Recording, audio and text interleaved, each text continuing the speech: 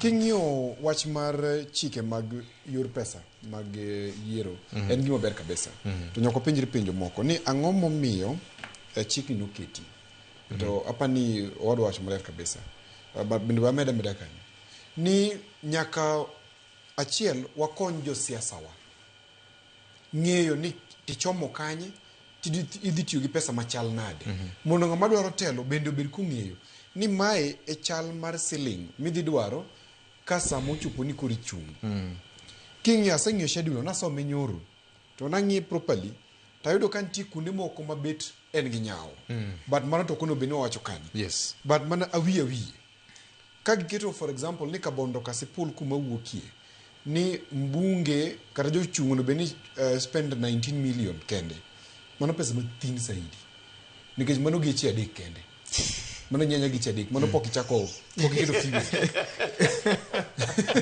Nikech ngeni gari mano godo sani kata ma jaoda nigo sani. Eno kuda kiti campaign. Nyaka na dhi nyiu gach campaign. Gach campaign en gari matende dongo. Nyaka many secretariat mari.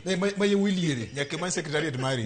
Secretariat mari nyaka many. Thumbe nyaka bed go ogur. Ingeo public address system. Yes. Mochiko yo. En $1 million. Public address system kende. Po iketo wach makoro jopiny bende ng'eni koro iluongo gi bura. Ok ni miyo gi gimoro matin ma hiongo gigo. Pana gi sitting allowance moro nitie.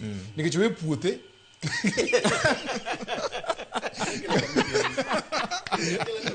ano ko ero kuma kele kabisa. Owe puothe obiro winji. Tiko ni ero kamano kuom winja. Ko ero kamano kuom winja ni samochopo sa campaign dweche adi? Dweche adek. Ine puodho. To kine puodho to koro nyaka ang niket ok ang imiye siling 100. Nyaka ang koro jiw badi. Bas. Watieko mano endo. Koro wabiro e penjo niya.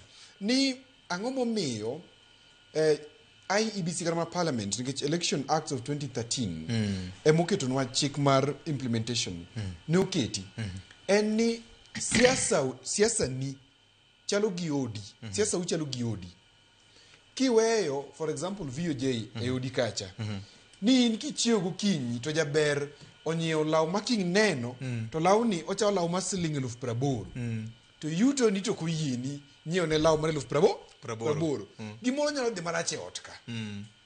King'yo nyathini to ringo gi tablets machal gi miting'o ni to ino kinyiewo maro le mo kacha. Ikoni gimoro nyalo bedo ne chamor chako betie ka. Yiero wa mar president chon ne yore mag yudo pesa noko yangore. Institutions maoko, pinye maoko ne interfere kabisa e yor selling.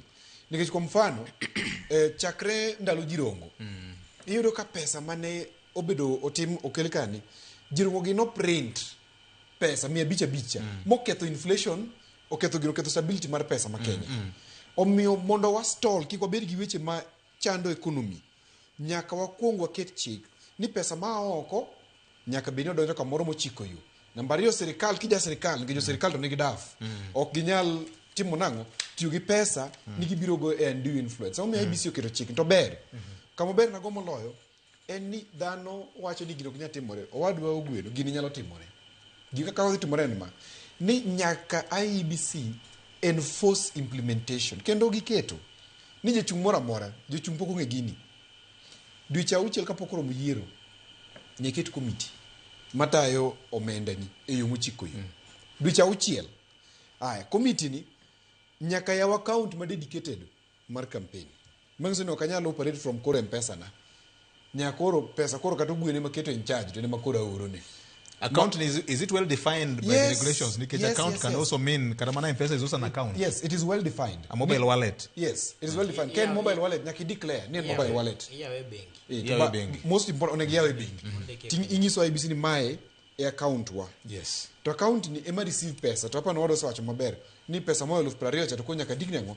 Nikech pesa moyo 20,000 nyaka beni ni gimo medwaro. Okwang ni 100,000 ka yie mowadwa. Nje gimo medwaro mo 100,000. Koro IEBC nyaka chak ng'eyo. Nito okay. Moko michoko gi ndope gi to amagito tin. Matin maber. Maduong' moloyo. Apenya eloja peny. Matin. Maduong' moloyo en ni wawacha ne gi jopiny. Gimomiyo weche mag omenda gi pek kendo gin gi ranyisi mane kuomgi.